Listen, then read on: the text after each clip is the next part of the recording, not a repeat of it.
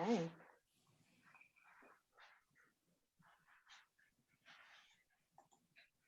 Fabulous. So we're going to start letting people in through, and I can see that the attendees list is nicely filling up.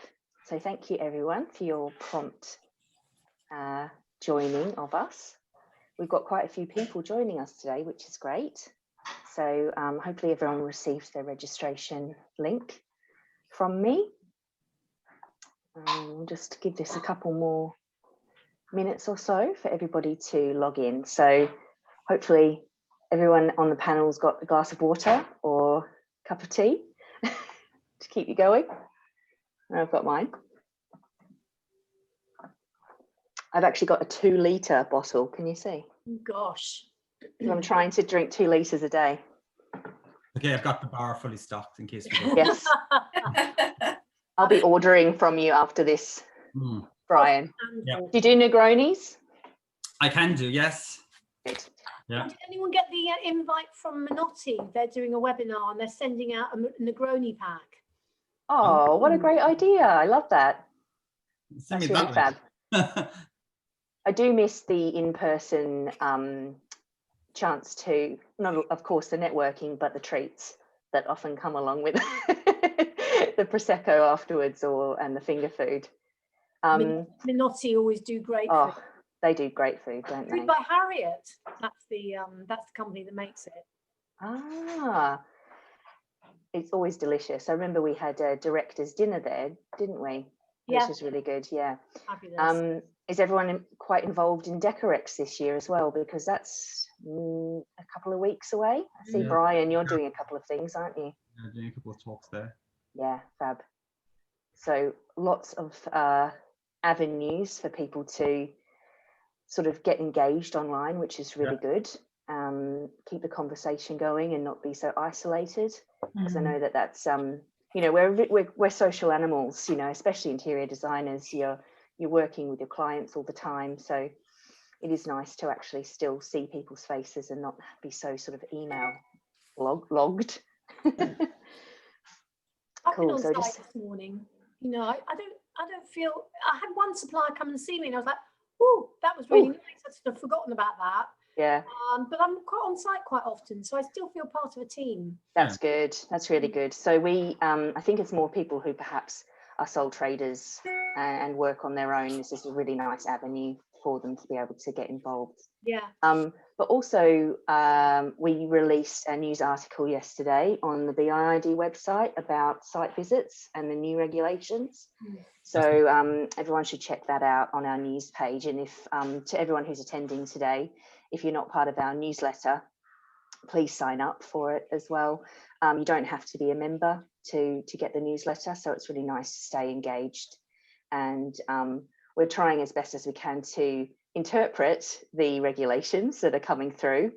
They can be quite vague at times, so sort of doing our best to make sure that we're abreast of the situation and giving the best advice we can to interior designers through the COVID-19 crisis.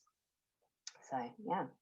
Anyway, so it's 11 a.m. and I know we've got a lot to get through today, and 4 wonderful speakers who are going to give us some great tidbits about ethical design and how they do it. So I might give people another minute or so just to join us, because we're about half filled up, which is good. I hope everyone's nice and comfy. Just going to pop that over there. See how we're going.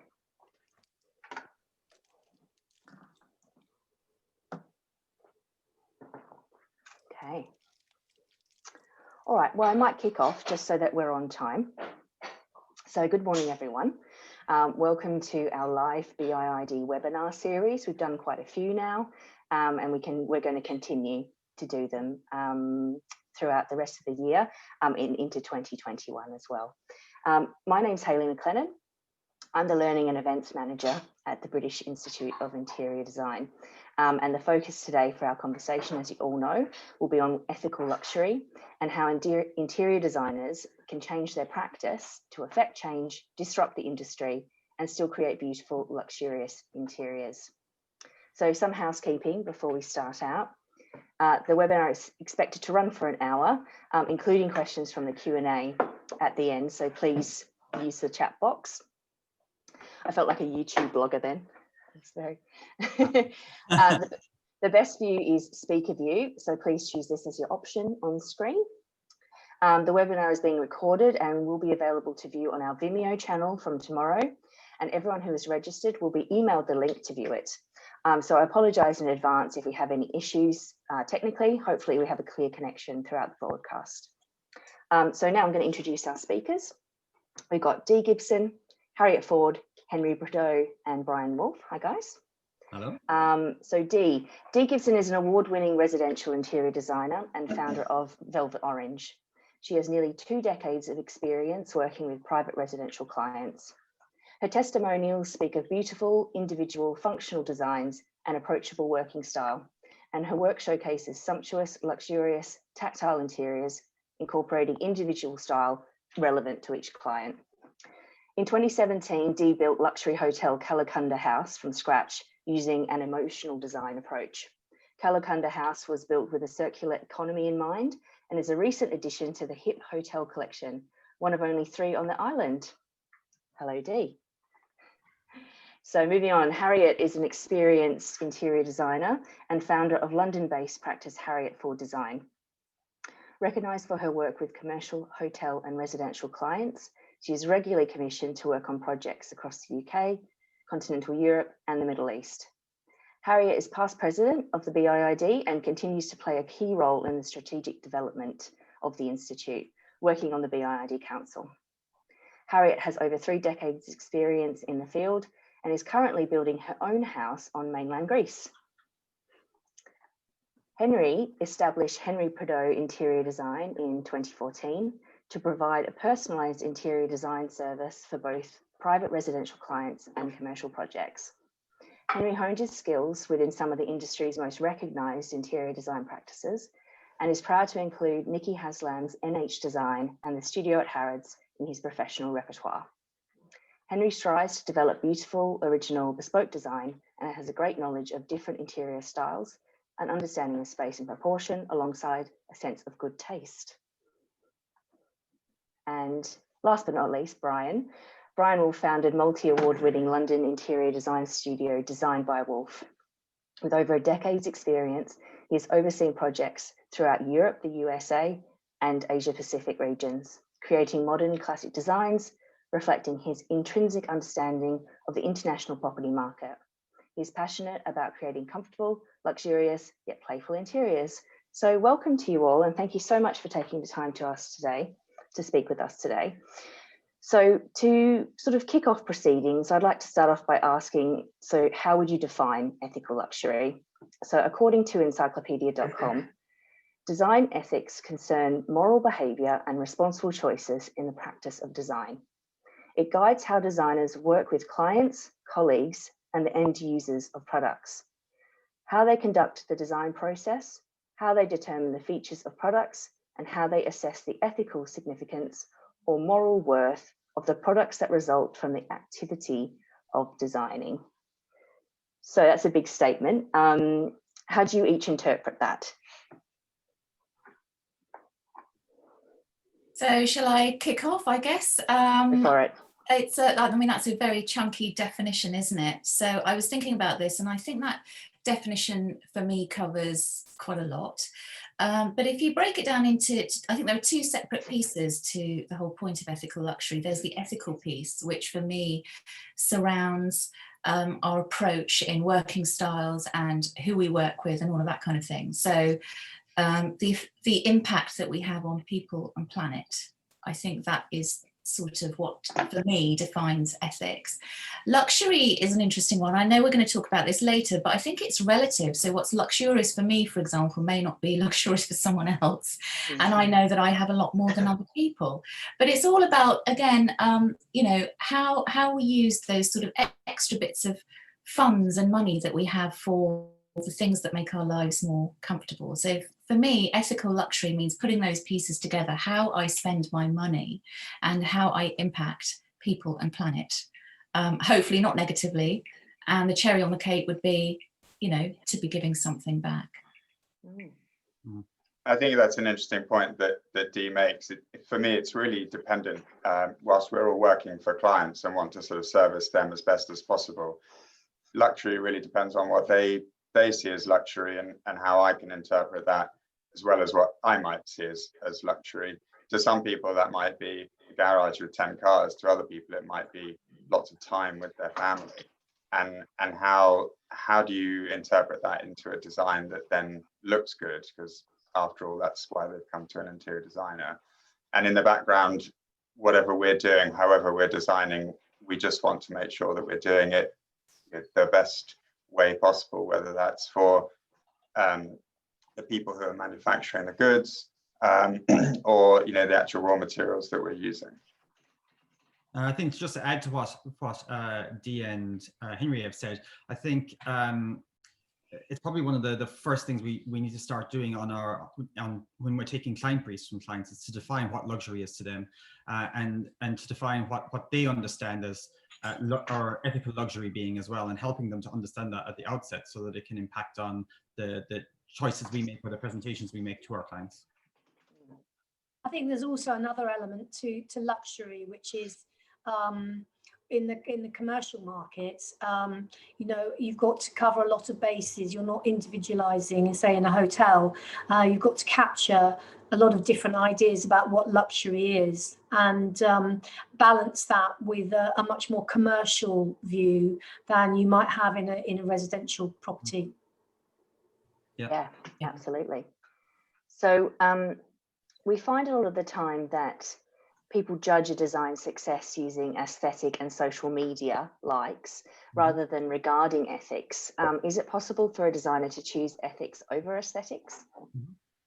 I think we live in an Instagram world where it allows us to decide whether we like something or not within a nanosecond, and before we move on to the next image, it's sort of clickbait. It's on a continuous revolving platform for us. It's much harder to discern if something's ethically sourced or produced within that time. And more often than not, it's the likes and the desirability of what's portrayed within an image that allows us as designers to market our own services and build our business. Choosing ethics over aesthetics, of course, is possible, but making sure the designers and clients know what products are out there that still allow them to create visually appealing interiors is fundamental.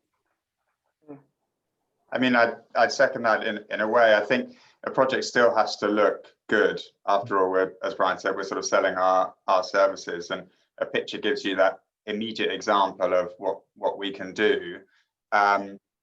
If people don't want to talk about it, or whether they do want to talk about it, in a way, it doesn't matter. What we need to be doing is behind that beautiful picture is ensuring that we've gone to, you know, I don't know, a paint supplier who has taken lead out of their paint, or, you know, a furniture manufacturer who's employing labor the right way. We can do all that research in the background and then produce a pretty picture at the end. The more that we can explain that, the better. But it does come down, unfortunately, to how quickly can you attract someone's interest because of your pretty picture. Yeah. I guess captioning is quite important then. So commenting underneath your own Instagram posts about the suppliers that you've chosen and why. Yeah, I think that's right. I was about to say that I completely agree with what the others have said. And I think bringing it into a conversation, you know, we have to work. It's hard to turn work down. And I think we can decide what our boundaries are. And in conversation with clients, we could talk about the things that, as Henry has said, if we're sourcing in the background, we found something that we're really excited is ethically made, we can talk about that in a very exciting way and engage the client as much as possible. Captioning on social media or anything else that we can share is good. And I think the more we communicate about this from here on in, really, I think it will start to attract the right clients. It will start to, you know, help our suppliers also, and the people who follow us and people on social media and using those platforms to start thinking about those things more soon. And it is possible to create pretty pictures with brands that are sustainable or brands that are ethical. I mean, one of the the projects I did recently that Dee and I connected over, and in fact how this whole webinar came about with Dee's brilliant article on her website, was a project that I did at a lighting showroom in London at John Cullen. And some of the brands I'd used there were using, or their products are all ethical, sustainable. And that was part of the story that became this creation that I'd done at this lighting showroom. So it is possible. It's definitely possible to create beautiful spaces. I often find that I just gently introduce the idea to clients that wouldn't they prefer to have something, for instance, say that's British made, and explain to them, say it has materials, wool or wood or whatever it has in it, just explain to them how, you know, we prefer, if possible, to keep the sort of the miles down in terms of importing things, and you know, this is a good way to go. I mean, it's just leading them really and saying, you know, I find very few clients are absolutely not interested. Most clients we work with are fairly educated, conscious people. Maybe I'm just lucky with my client list that they are happy to be led. I introduce things to them, and it really depends then how much we are able to specify what we feel is right for them, or whether they have a big lead in choosing what they want, as to how much sort of ethically produced pieces we can actually get into a project. But we'll always aim for a very high number, and then they get knocked off the list for one reason or another. But we, you know, when the opportunity arises, we'll always give a choice of saying, well, you could have this carpet manufactured in, you know, up north in England somewhere, or it can come from China. What would you prefer? And sometimes actually it's things like the lead time actually is quicker, or there's some reason why actually functionally it's a better idea. But other times, if there's time to wait and we can just give them the option, then we often find people will choose the thing that's produced here. Yeah, it's interesting that you're using case studies to sort of highlight how you've gone about doing this. So I wanted to ask sort of generally, what are the challenges designers face implementing a project responsibly? So redefining luxury to be positively associated with ethical production and mindful/conscious design is a difficult challenge. So how have you dealt with your high-end clients to achieve your goals? How do you go about helping to shape a client's definition of luxury? And how do you deal with clients rejecting or pushing back on your suggestions? Maybe I'll jump in there. I think I've said it before on previous webinars and panel discussions. I think as designers, we're actually first and foremost salespeople. You know, we need to sell our services and our products to get more clients before we can even start to provide the creative services that we provide. We need to control the narrative and what we tell clients. We have the opportunity to put ethically sourced and produced products in front of our clients. It doesn't need to be a question of it's this or this. We can just give them options that are ethically sourced if they meet the brief and the criteria. We have the opportunity to educate our clients in the process. As Harriet mentioned, you can have exactly the same designed rug from the same materials, either produced in the UK or in China. Is there a need to put the China option on the table unless it's for budget reasons? And if we're talking about luxury, maybe selling that story about it being British made and handcrafted or locally sourced or locally produced in the case of the UK when we're talking about British made products. So I think controlling the narrative and being a salesperson and maybe not putting options out there that we don't need to put out there for no reason.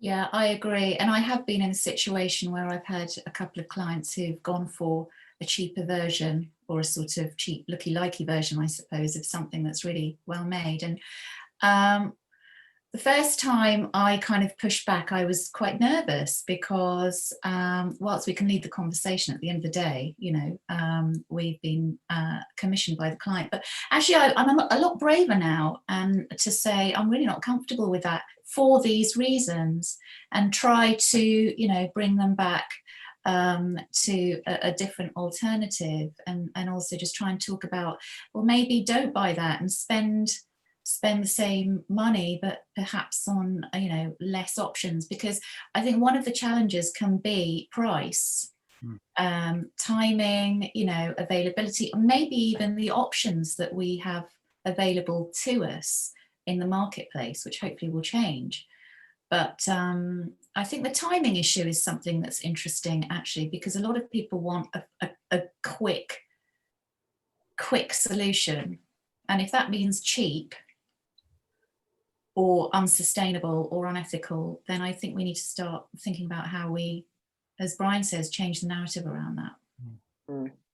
Yeah, I think often, you know, projects get left without enough lead time to produce. I mean, handcrafted artisan pieces take longer to make because they're not manufactured in the same way. And so often that can be, you know, the desire to get the house or the building or the hotel room completed to a particular program overrides many opportunities to actually have things done in a more sustainable way. I think there are ways of striking a balance as well. If you have a client that pushes back, there are other things that we can challenge them on, or sort of guide them on. You know, if we're maybe putting in place a procurement company or a logistics company that combine shipments and reduce the carbon footprint of our deliveries, as helping save the planet on one side of the project if the client is pushed back on where they want to source because of brand name or something they have fallen in love with that they've seen on the travels elsewhere, or having to source more internationally because of the budget. Maybe as part of the storytelling that we do as designers, helping clients fall in love with existing or old pieces of furniture or art that can be reused or upcycled is another great way of shaping a client's definition of ethical luxury and giving them a story to tell guests and their kids and their family when they visit the house, and give them something to be proud of. You know, it's important as designers to give them a story so that when people come into the house, they can relay the story of the design and the concept to their friends and talk about what's in the home. So it doesn't necessarily have to come down to the product and the production of it. There are other things we can do through the whole scope of services we provide that can help balance things. We're never going to hit the nail on every point on every project at the start, but you know, we can guide them on others. You win some, you lose some, I think. Yeah, and a lot of it comes down to the brief from the client in the first place. And I work with a variety of different types of clients, and some are very interested in this area and some have no interest at all. And you know, whilst we're talking about timelines, trying to spend time convincing a client they've got to go down a certain route, it's quite hard when you're you know, losing time by doing that. But we just need to make sure that, I mean, I have one client who at the moment who wants everything new, but within that I can then try and source products that are made the right way, even though they're new. I've got another client who likes old things, so we're going around sourcing old things. So, and that's obviously great because, you know, you're not using natural resources to make those items. So we just need to juggle quite a lot. So it's not always just the designers and clients in this relationship, but the suppliers too, obviously. So what is the minimum that all brands can do to demonstrate to you a positive social and environmental impact? I think for some it's probably quite hard because some of the, you know, the ways they're working or traditionally have not been the best. But I'm noticing a lot more sort of mail shots when they come into my inbox of people talking about the process of how they're doing something, you know, why they're paying people the right amount of money to make things, whatever it might be, or whether they're shipping things rather than flying things, if that's going to be better for the planet. People are trying a lot harder, brands are trying a lot harder, and we just need to try and associate with those brands that are doing the best. Yeah. I think for me, there are probably three things that brands could do. You know, educate designers and architects. So when they come in doing sales calls or visiting studios, educate them on the credentials of the product. Secondly, I think promoting end users. So making sure that their websites and their Instagram or their other social media platforms tell the story of how they're produced, what makes them ethical or sustainable. Clients will independent of us telling them the story, and go and do their own research, or quite often find products and then bring them back to the designer and say, we'd like to use this. So I think it's promote or educating designers and architects is one thing, but also, you know, having a way or a voice out there promoting its credentials for end users as well. And I think looking at reducing the amount of packaging used for delivery as well. And using more sustainable or recyclable packaging. I mean, we're still getting bags and boxes full of styrofoam and plastics, and it's just such a shame and such a waste.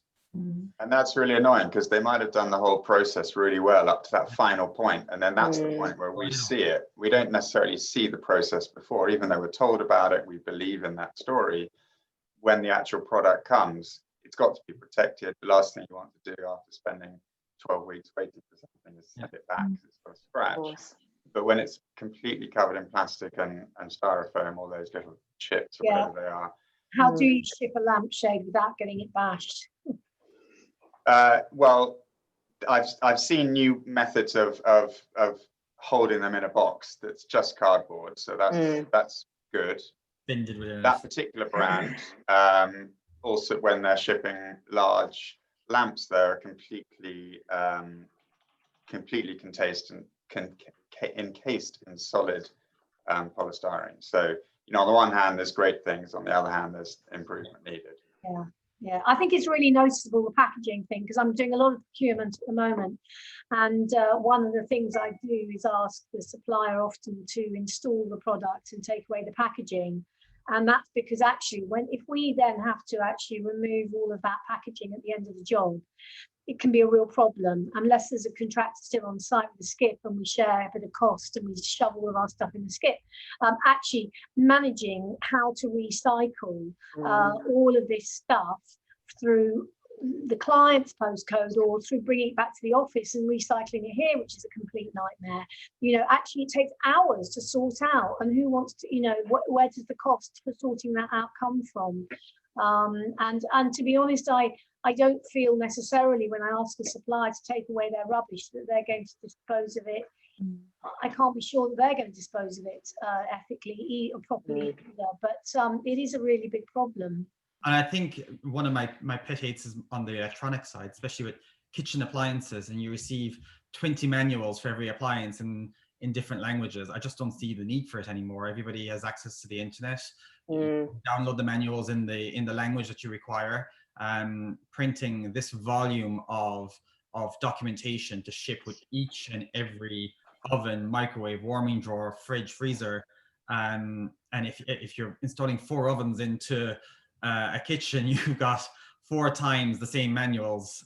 It's just, it's something that it should be stopped.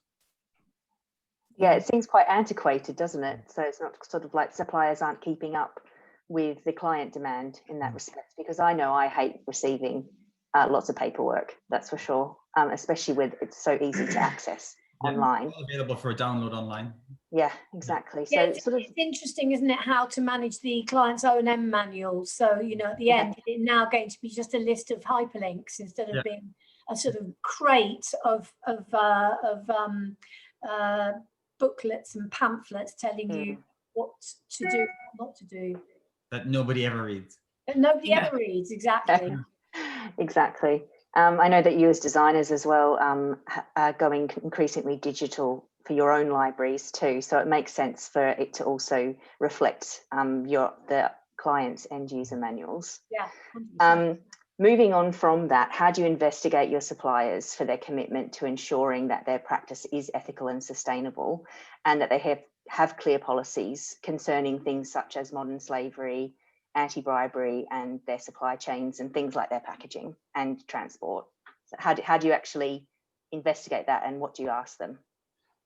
I think investigating is a difficult word, isn't it? Because it's one of those things that sort of it's difficult, because I think even though this change has been happening for a while, we're sort of still at the beginning of it. I think 2020 is accelerating it, and it's really risen to the surface. But and some people are still working to get it right. I tend to work with a lot of kind of owner-led businesses, just because of the nature of my client base. And I actually really like working that way, where I can anyway, because I have an opportunity to speak to the people in charge. And they tend to be, so far, people who really think about this stuff. So touching on Brian's point earlier, I think it's really important not only for us to communicate, but also our suppliers to communicate how they're doing things differently. Because it's time consuming. It's really time consuming to spend, work, time during the day that can be spent sort of sourcing for and doing other things design wise, to start sort of probing too deeply. I think we have to start to rely on our supply chain. I think, I do it on a case by case basis. So I sort of log in my head, as I go along, who is following a procedure that I think is ethical and sustainable, and then I just have that in my brain as it is to know that that's supplier, and then I add to that list in my head, and each time I come across somebody I don't know, I'll have a quick check out. You kind of need to anyway. You need to look on their website, see who they are, a bit of about us, that kind of thing, and generally that will give you what you need to know, particularly if I'm going to suggest a new supplier to somebody that I've never used myself. I do need to understand a bit more than just ethics. I need a bit of due diligence, and maybe check out a company's house, and it's just part and parcel of what you might do as a general look-see beforehand. But I definitely log the people in my head to who has that rounded approach, where the product's great, maybe the price is great, the service is really good, and they've also properly, I say they properly, as far as I'm aware, they have investigated their environmental impacts, etc., etc.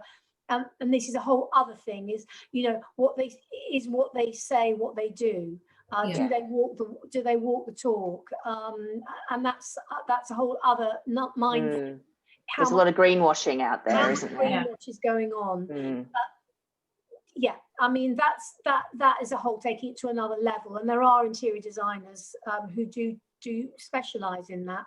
But just as far as in a normal level, I'm trying to get a rounded idea and trust that what they're telling me is what they're doing.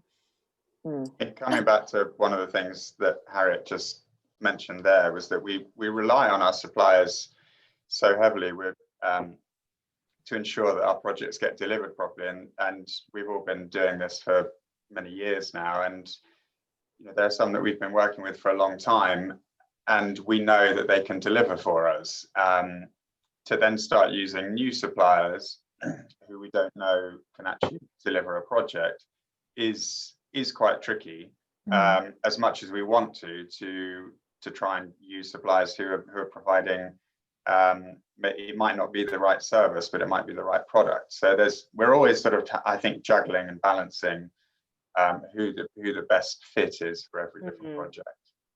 The last thing we really want to be doing is delivering the most ethical, sustainable project a year late or over budget. Because we won't work again after that, or with that client. We're not going to get recommended to anyone. I think similar to what Harriet said, you continuously create a list in your head of suppliers you like working with, and have sustainable products. You go back to them as and when you can.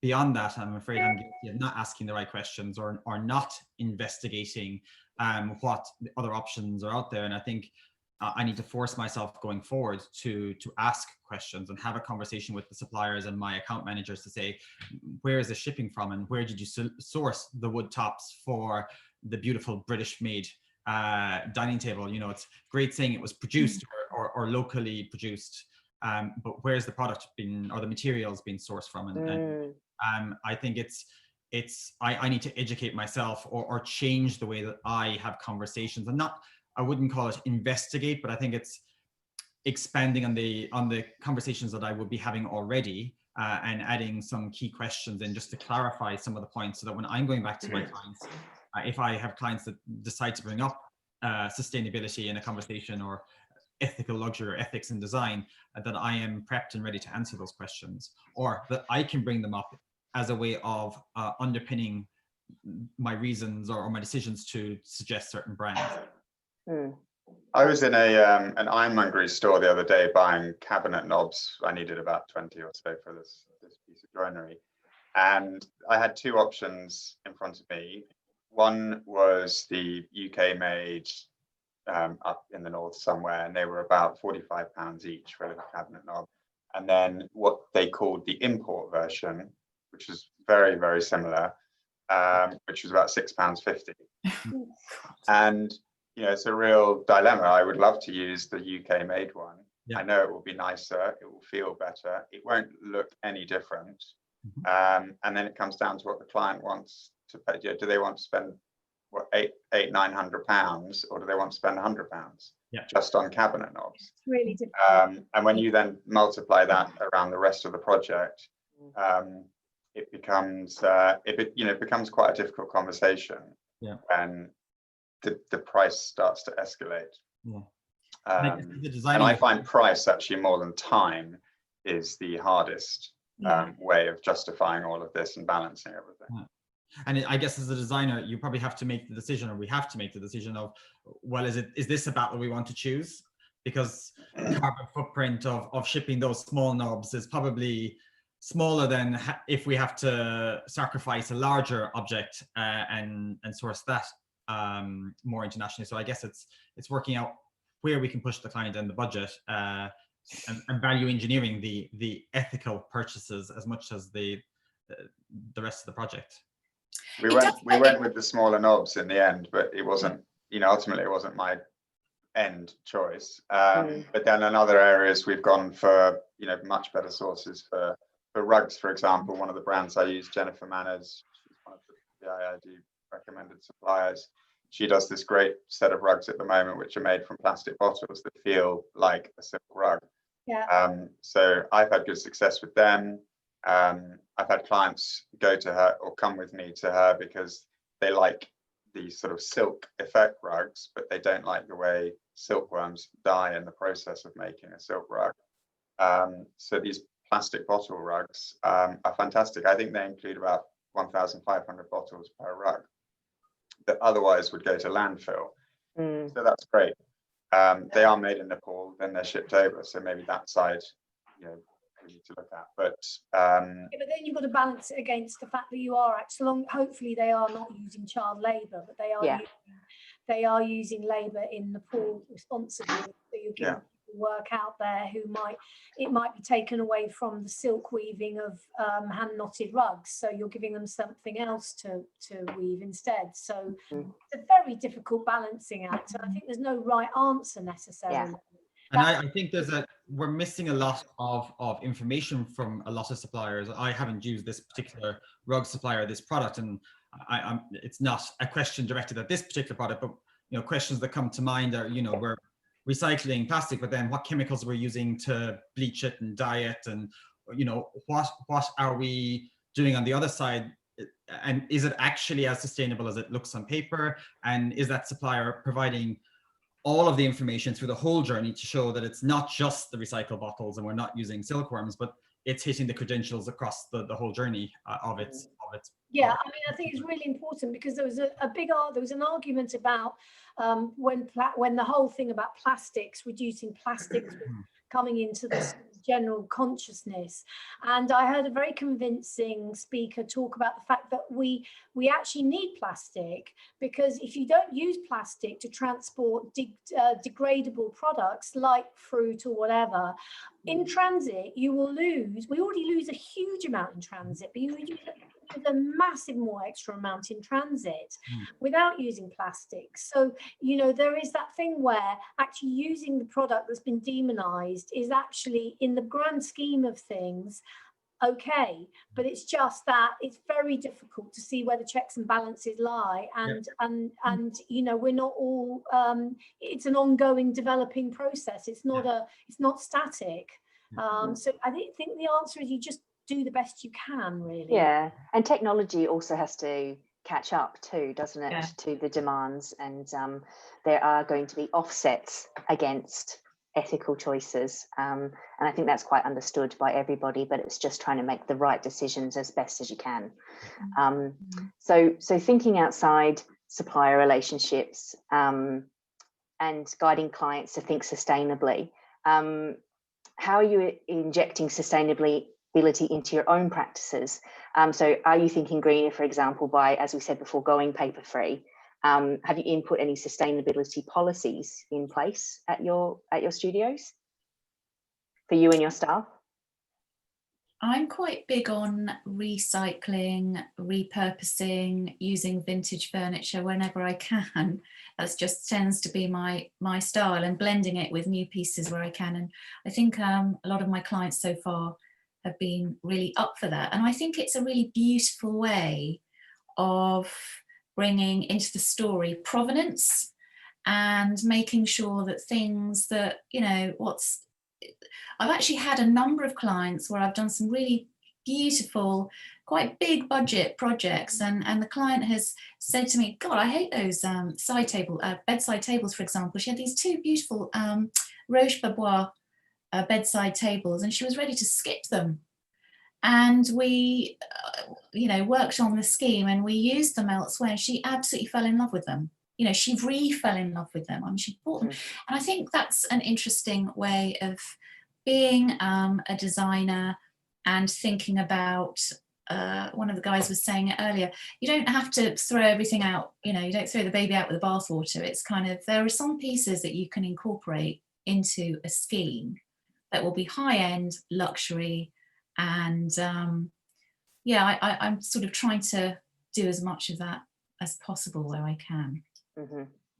I think when I moved studios about 3.5 years ago now, we implemented had a huge clear out and a much stricter policy about what comes in order not to have the issue of how it goes out again.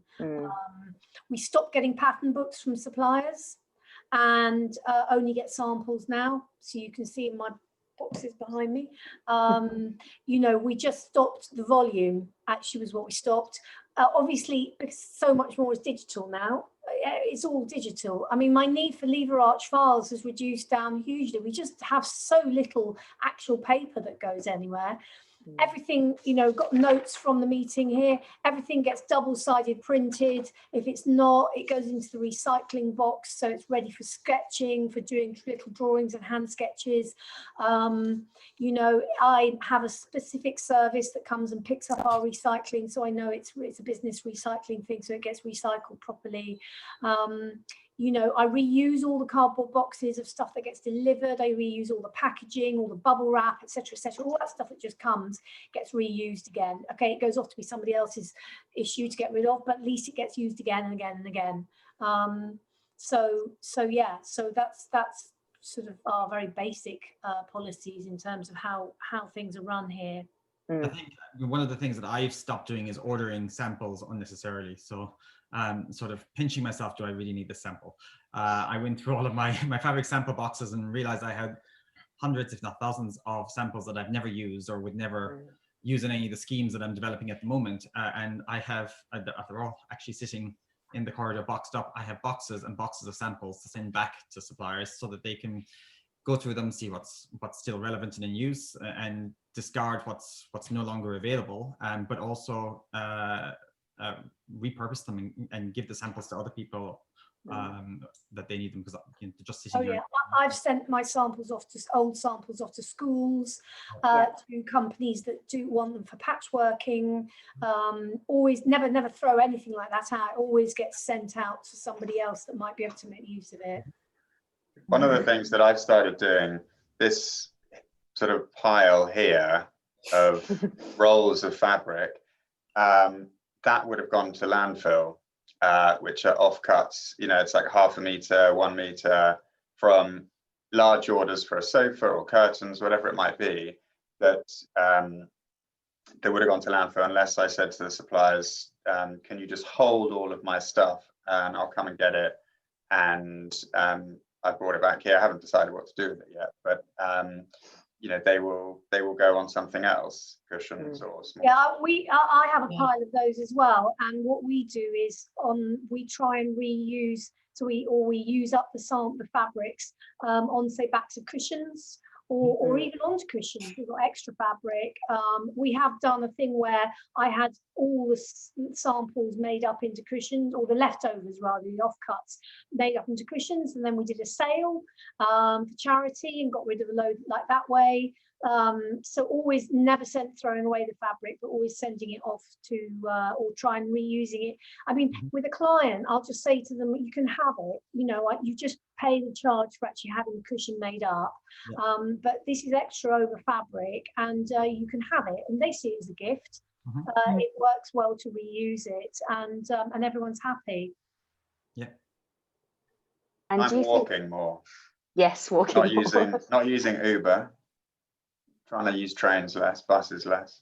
We have an electric pool car. That's a cool idea. Do you share it with people on your street? No, it's the office pool car. Oh, cool. Okay. Yeah, so if it's from tax purposes, rather than having a company car, you have a pool car, and so anyone who's registered, who works for HFD, can drive it. So yeah, now that works. And also, obviously, we've all gone very digital, so not as much need to drive to clients anymore, because you can save time and save their time by doing a lot of things online now as well. So do you think that there are other areas in the community that interior designers can be responsible for? So in like shaping the community? I think maybe continuing the conversation with your friends and family, if you've got kids, or if you're involved in the kids' schools and in any of the activities that they do there, is continuing the narrative, and, you know, as Harriet touched on, providing some of the leftover samples of fabrics for them to use in their crafts or arts classes, and just reaffirming how important sustainability is and ethical design is to people when you're speaking to them. I think it would be good as well if we could. Sorry, Henry. Well, I was just gonna, sorry, I'll quickly say before I forget, but when you're posting something on Instagram or your website, whatever it might be, is not being, I mean, embarrassed is not the right word, but I guess not being embarrassed about, you know, shouting about something that might not be cool, and just alongside your pretty picture, actually just saying, made in this certain way, and that it's great, and not, you know, shout too hard, but shout about it. Yeah, I think I was just thinking, because I'm having a for home, I'm having a console. I've got a console table that needs a new top, and so I've gone to the marble yard that I normally use, or I often use to cut marble. Went down to the yard, which I always love going to marble yards, and had a look through what they have as their offcuts. So, you know, they're going to sell me a very commercial rate, actually, but that's fine because it's using up material. You know, I'm going to be using up a bit of material that would have been sitting in their yard. And I think we circulated that article from the FT about marble recently after our discussion, which was really interesting, about the ethics around mining, quarrying out marble, and you know, it's a finite resource, and the ethics around cladding a whole house in the stuff, and then 5 years later the next developer comes along, strips it all out and starts again. And so from that point of view, you know, just going off to the yard and finding a bit that works for me, it felt like the right thing to be doing, rather and equally, I didn't need a slab, I wasn't going to pay for a slab, so it was a win-win situation. But, you know, I don't think there's any shame in saying you're trying in that way. I understand what you're saying, Henry, about being embarrassed, maybe, but I think it's reasonable. You just want everything to look good, don't you? And you don't want I guess the last thing we want is criticism in any way. But, you know, there shouldn't be at all. And if there is, it'll be one person out of 100. So but the marble that I've picked is a marble that was gone into an exceedingly high-end store in London, and the designer or the architect, whoever, too many slabs, and it sits in this guy's yard. And this has gone into Bond Street. I won't mention the name, but really high end, and it's beautiful, beautiful product. But that's also thinking creatively and thinking outside of the box, isn't it? And investing your time to find something that perhaps you wouldn't have used before, you know, before we sort of started thinking about all of this stuff. I think it'd be good to share that information amongst the design community. But I've also noticed that there are more and more suppliers who are collaborating with each other. I discovered a fantastic artist recently called Evie Antonio, who's been shown at the Royal Academy. She's amazing. And she does a lot of artwork, and she's collaborating with fashion designers and all of these, you know, different kind of people. And she's now collaborating with a furniture maker, a Danish furniture maker, who actually has stopped making furniture but is now upcycling old pieces. So between the two of them, they're creating these absolutely stunning, unique pieces. And that's what's so beautiful. And I think that relates to what Harriet was just saying as well. Actually, you end up with something that's very unique because you've used an offcut, or they've created something together. And I quite like that idea of scarcity. There's only one of it. You know, it's not kind of mass produced, and we're not imitating anything, and it's just, it's using creative juices to, you know, source. I think it's something to be proud of, to be honest. Yeah. Just going back to one thing Harriet said about the marble, I've done something very similar just now. We've had a bath top made from a slab of stone. They cut out the center of the stone for the section of that is the bath, so you're just left with the surround, and that centerpiece would just sit in a yard somewhere. So I'm reusing that for a marble countertop in a console top in the same house in a completely different room, and that would otherwise be wasted. So yeah, well, we always point out to clients when they've spent, you know, £700 a square metre on marble, that the offcuts are very valuable. And would they consider using those in another bit of their house? And when they see the value, the financial, you know, potential loss, they're quite keen to pick that up. Especially when you're trying to book match and all of it, you know, you end up sort of having so much wastage. We've cut offcuts into and made them into chopping boards and, you know, extra bits and pieces in the kitchen, which look great, and it just feels like we're using everything that, you know, purposefully. Yeah, we've done that with the offcuts of marble, just made things for clients, and at the end of them to them as a gift, and said, you know, we have this made up for you from the bits and pieces left over, and they're always delighted. I think a couple of years ago, we would never have put the two words upcycling and luxury in the same sentence. And I think we've done it at least 3 times in 45 minutes. So I think it's changing perspectives, isn't it? I was sent an email by a brand I don't use, and they're trying to get me to have a look at what they do. And they use the downcycling, which I hadn't heard before. Which is recycling products into a raw material to be used in the production of another product. And what they do, this company, is they've got their rugs and carpets are converted into pellets that are used as fuel for the cement industry. Oh, wow. So, you know, that's great. A great story. Yeah. I mean, it's sort of piqued my interest, so I'm going to be looking at them and finding out a bit more about them. Cool. So I'm just Hopefully conscious the way they time. make the actual rug is good though. Yeah, exactly. The end product does have to look good. I keep that in mind.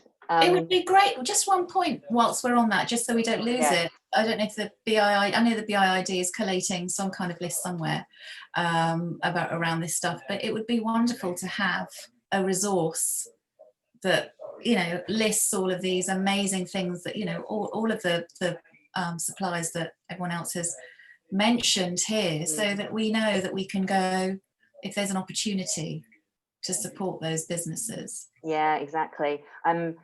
It's difficult because obviously we're not a regulator, and our members are interior designers, not suppliers, essentially. Mm-hmm. So keeping sort of a check on the industry is a really big task, and something that is, you know, something that we have considered in the past, but sort of watch this space really. And also use your peers. So, you know, I'm sure you guys all have websites and email addresses, and people who have chatted, you know, joined us today, I'm sure they could reach out to you. I know a couple of you guys have newsletters, so I think it's starting the communication within the community and sharing your resources, which will be sort of a really good help to everybody to start gathering a good black book together, an old school Rolodex, if you like, and keeping that conversation going, and also checking as well, because I think that, you know, anyone can have a claim, but they do need to back that up, and they also do need to revisit their claims every couple of years or so, and that should be on both sides of the conversation. So sort of to round up today, as I'm conscious of the time, and I know we've got a couple of questions from the audience, I want to ask, what are your top tips to deliver, source and educate for a sustainable and ethical luxury interior? So maybe you can fire off a couple, 3 or so. Shall we start with you, Dee? Yeah, I think I've already mentioned a couple of these. I mean, when a new project comes along, and obviously depending on the brief, and if I don't have someone in my supply list already, and I go looking, I try to use the same people, because I just like to have the community of suppliers that I've used for a long time, who I know, who I trust. Generally, they're all owner-led, and I can sort of speak to them. So I feel like I have run a relatively small operation, so that works quite well. But when people do come along, like, as I said, the artist who's collaborating, and I like, you know, my style is to blend old and new and trying to create a luxury interior that way, then I get really excited, and I try and share. I share as much as possible. I try to celebrate the people who I think have got really good values around it. And I feel like the more we talk about that, it becomes the norm. Mm-hmm. And starts to redefine how one can create a luxury space, you know, in a creative way. Sure. Moving on, Brian, how about you? I think asking questions and not being afraid to ask questions, asking your clients questions, asking yourself questions, asking your suppliers questions. It's just, don't be afraid to ask questions. The more questions you ask, the more answers you'll have, and the more informed decisions you'll be able to make going forward. Fabulous. Harriet? Yeah, my thought was really just to do the best you can, actually, because I think sometimes it feels like a huge pressure all of a sudden to be responsible, and I think, as we discussed, that there's constraints, so work with what you can, but keep pushing, keep looking and watching, and just be open to what's out there, but don't give yourself a hard time if you can't source everything from Norfolk. You know, the world is global, and we are in a global system, so you've got to try and find your niche within that system, but obviously you don't want to pollute where you don't have to, but at the same time, you know, you may find you end up with a very small pool of items if you are too restrictive. Henry, with you? Yeah, I think it's about doing your bit, more or less, as Harriet was saying. But if we all do that, if we all do a little bit, then we can all achieve quite a lot. And we're now in lockdown 2. It wasn't long ago we were in lockdown 1, and Yeah. When that happened, we all suddenly said, right, we're going to stay at home and do whatever we can do, but we're going to do it from home. And that was about mindset, really, because no one would normally just sit at home for 3 months unless they couldn't move out. But I think this is about mindset, and just saying, if I can sit at home for 3 months, then I can also use brands that, you know, work ethically and still try and be luxurious. It's just about switching your mind on to doing things the right way, being honest with yourself, being honest with your clients, and we'll get there if we all do a little. Yeah, cool. Okay, amazing. So we'll jump over to the Q&A now. So I'm just going to bring that up. This is from Cynthia, And whoever wants to answer, just pop your hand up. How do ethical considerations affect your choice of materials? Example, stone and timber. Anyone? Timber's a difficult one. They've got to be really functional. I was in a house the other day where the boards are popping up and they're just really poor quality. But I think I would, if a brand wasn't FSC regulated, I would not use them. And then it will come down to price. So for timber, it's choosing a brand that's FSC regulated, and then it will come down to design and price, which is up to the client. But I wouldn't put something in front of them that didn't have that regulation. I think going back to one of the points earlier on is, again, if you're choosing a product that's British made and produced locally, clarifying that the materials that they're using are also sourced locally, and that you're making that decision for the right reasons. Cool. I think also being, it's quite good when trade shows get up and running again. Quite often you can see stone and marble suppliers at those trade shows, and actually just chatting to them about the products they have. Price is a very good indicator as to the rarity and the scarcity of something, and just maybe asking the question, is there an alternative to that is more sustainable than that? It's a win-win, because your clients get something at a cheaper price. Okay, maybe you don't get the top one, but maybe there's something else coming up. I mean, marble seams don't hit borders. Marble seams go around the world, so there are other places to find similar things than maybe what's Italian. I think with marble, it gets a bit of a bad rap because we're sort of carving up the earth to take it out. But the man-made products that are potentially better, or they're more hard-wearing, or they're stain-resistant, they contain so many other poor materials to make them so effective that that again, it's that balance of something's usability against how it looks. People ultimately would love to have marble everywhere, and that might actually be the best choice depending on the application. But you don't want resins in all of your stone that don't break down, whereas marble going back into the ground is fine. Cool. We've got one here. One thing that keeps me up at night, this is from Naomi, is the sheer quantity of sample pots of paint I buy. Any ideas of how we can address this? Dulux the other day came out with, or not the other day, they came out with pots which had a paintbrush in them. And I thought this was brilliant because it meant I could just put it straight onto the wall. But actually, recently, that's the last thing you want, is an extra paintbrush for every pot of paint you buy. I don't know if there is a specific answer at the moment, and I'm looking at my other desk here, and there's 10 small pots of paint there. We've got an initiative on that. Sorry, go on. There's a paint. I was going to say there's a paint recycling drop-off point just around the corner from my house, so I do know that they do exist. I'll bring mine to you. Yeah. I know that some suppliers have started, rather than sending out cans of paint, sticky sheets that you stick on the walls that have the paint samples already applied to them. I haven't checked the I haven't checked the credentials of how sustainable those patches that you stick to the wall are, but I mean, that's an alternative. Or take up an art class at night and start painting canvases and utilize it that way. Yeah. I see you started, Brian. Yeah. Creative. And if there's also a sort of a range of base colours that you use, I've often reused sample pots if there's a particular grey, for example, that everyone loves, and I need to add it into, I keep those. But the Paint and Paper Library near where I am have created a series of samples where they've literally painted some blocks of wood, and we can borrow them. I can borrow them and take them to.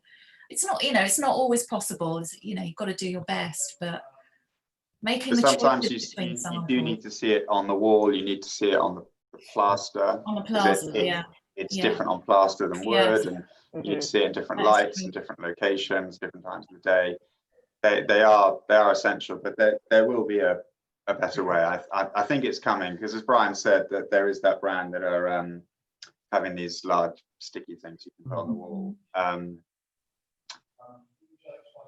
but I think it is. I think it will change. Something will change soon. Yeah. Okay, so following on from that, hi, this is from Anonymous. Hi there, I work for a tile supplier. We are considering introducing a return a sample scheme where you can return tile samples from any supplier to us, either in one of our showrooms or by free post. And we would either reuse them if they are one of ours or send them off to be recycled by a third party. I'd love to hear your thoughts on this. Fantastic. Fantastic. Yes. Where are you?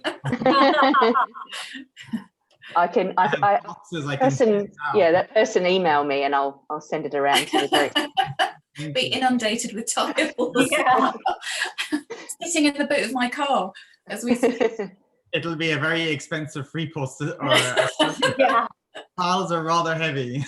Yeah, that sounds like a commitment on their behalf, doesn't it? Cool. Okay, well, that's a thumbs up from the team there. This one is from Christina. It was really interesting at the beginning when the speakers were just discussing how luxury is / can be defined away from actual products. For example, in terms of space, time or space. Can we help clients to identify new definitions of what luxurious design might be, which is less about consumption / production? Mm-hmm. I think we need to talk about the experience, especially for, I mean, in both residential and in commercial. I work primarily with residential clients. It's the experience that they're going to have within the home, and that should factor into the definition of luxury design. And you know, we'll often talk about the hotels they've visited, the restaurants, the bars, the spas that they have been to, and where they have enjoyed their experience there, and sort of drill down and find out what was it about that experience that they liked, and trying to create that again in their home. So I think experience is really important. I think it's much easier in the commercial world because you service is part of the luxury experience. So actually you can have an interior that might be a bit tired or a bit old, but actually the service is so fantastic that you get that it sort of overrides, you know, or the sort of need for a bit of a refurb. So service is luxury actually.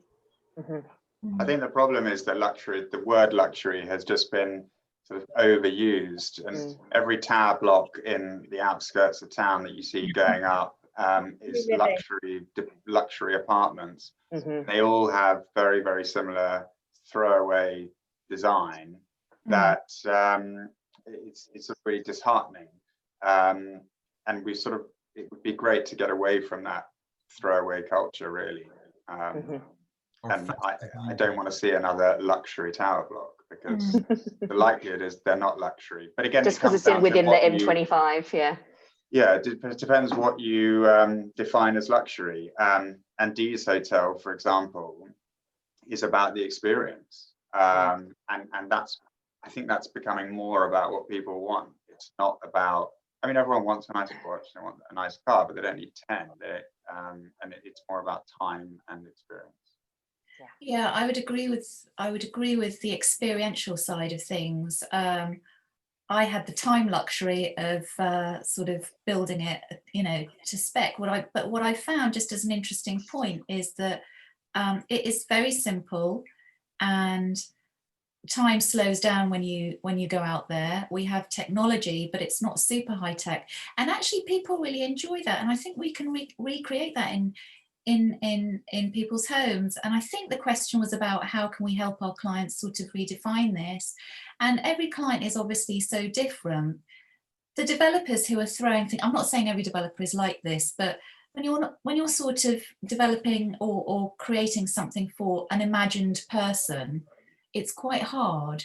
But when you have the ability to build a relationship with whoever your client is in the commercial world as well as in a residential space, I think for me, the idea of emotional design really comes into it. And this is where the experiential side of things comes into it. It's how we're making our clients feel, what's important to them, what are the pinch points. We talk about what our boundaries are ethically, and this is where ethical and luxury come together, because luxury is becoming a dirty word. And I think it's a real shame, because it's people with money who have the power to give back to communities and create sustainable supply. Without money, the world just does not go round. So it's really about how we choose to spend it. And it's trying to have that conversation with our clients about how do you want to spend it? It might be a slower process. Can you handle that? Can I handle that? Can you pay me more because it's going to take me longer? Thank you so much. I've got one here from Lawrence, and it's, who is your favorite sustainable supplier for decorative lighting? So quite specific, but do you guys have a go-to? I mean, maybe go down to Alfie's and Yes. or go to the auction houses and yeah, old pieces or antique pieces that you can recycle. For me, it's probably when it comes down to all aspects of the manufacturing process down to the delivery process and the packaging, probably the best one is sewn. Everything they produce is pretty much done here, and the packaging is very minimal and recyclable, but they're expensive. So there's that balance of, I mean, great design, great, you know, the way it's produced is great, but do you have a client that's willing to go down that route? Yes, of course. We also had more of a suggestion, I think, than a question. So I'll put it to you guys. Thank you for this fascinating talk. This is from Naomi. Would it be something the BIID could consider a point system, a bit like Deliveroo has STARS system for hygiene? I think that's called scores on the doors, whereby designers get points for taking small steps such as those you've discussed today. It might be fun but relevant way for us to push harder. Each year we could send you our log of our ethical decisions. Then one could be able to list themselves as a 1 to 5 star BIID ethical designer. Might make us push, just a thought. So I guess that would perhaps be on top of the CPD hours that you submit every year. Would you guys be interested in that kind of, I mean, obviously it probably wouldn't be compulsory, but it could be quite interesting. I mean, it's a great way, but I think you've probably got to start with verifying the suppliers first, because there needs to be a way of working out if designers are working with ethical suppliers and manufacturers within their designs as a starting point. Well, we can definitely suggest this back to council for consideration. So thanks so much for that, Naomi. Let's see here. I think we've got some in the chat, so I'm just going to close the question and answers. Okay. This one is from Chantel. How do you rebrand interior design so it's appealing to the public eye, making them want to take the sustainable route, creating the new clientele? That's about finding those suppliers who have those practices already. So as we've talked about, some rug companies, Jennifer Manners is one, Amy Kent is another one. So I've just supplied some rugs from her, and she uses all her offcuts. She remakes into new rugs and very cool designs, and just ships a whole load over and sells them at a decent price. And it's all the offcuts. It's about having good design, a decent price point, and hopefully your practice in the background is doing the right thing. And if you can shout about it, then great. I think there's going to be no overnight fix, and much the same as when there was a transition from fossil fuels to renewable energy. I mean, we're still on that journey, and it's going to take a very long time.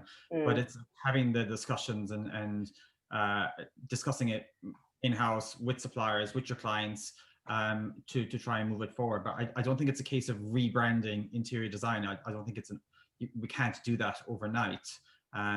There's such a shift that needs to happen in many sectors before we can become a lot more sustainable within interior design anyway, or within the construction industry or the build industry. But yeah, I think it's being open-minded and having discussions and asking questions. Fab. Kate says, great discussion for presenting and standing for ethical design. Thanks, Kate. And this is from Liz. Thank you. Very interesting discussion.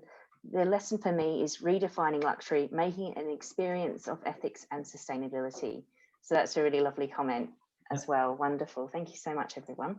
Okay, so thanks to everyone who is still with us. I know that we're a bit over time, but it's been such a wonderful discussion today. So I wanted to make sure that we got all of the question and answers from everyone.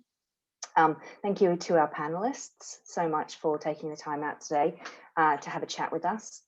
From my side, lessening the environmental impact of your work and promoting sustainability is an essential consideration for interior designers.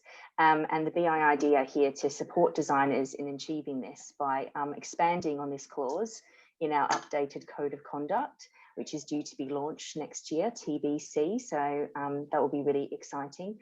We're going to be creating and promoting CPDs on sustainability, ethics, well-being, and of course diversity and inclusion, which we haven't spoken about today because it's a bit of a different subject and obviously a much wider subject as well. And by working with our supporters, suppliers and trade show partners, we're going to try and shape a sustainable future for our sector within the built environment. So it's going to be a really big jigsaw puzzle, and as Brian says, it's not going to be overnight, but I'm really happy that this conversation today has been a catalyst for more to come. So I'm just saying to everyone, watch this space for future resources, discussions and actions. We can also be contacted via email on info@biid.org.uk, and always happy to assist and support designers in any way that we can. I just had a little question here. Dee Gibson, can I please be your intern? You say you got a job offer there. So I'll be sending out this recording of this shortly, once it's all downloaded from the cloud. So if you need to go back to it and have a proper listen, you can, or if you'd like to share it with your team members, please do. And we'll be popping the link in our members area, and the designers will maybe popping it on their own websites and socials as well. Make sure to check out all these guys' websites and sign up for their newsletters if they have them. And we'll keep the conversation going in the community, because I think the peer-to-peer is where this conversation is really going to catch fire and start demanding your communities and your suppliers and your clients to think sustainably, think ethically, and think luxury as well. So that's all from me today. Thanks again, everyone, so much. And I'll be signing off. Thank you. Thank you very much. Bye. Thank you. That was Everybody. great. Thank you. Bye.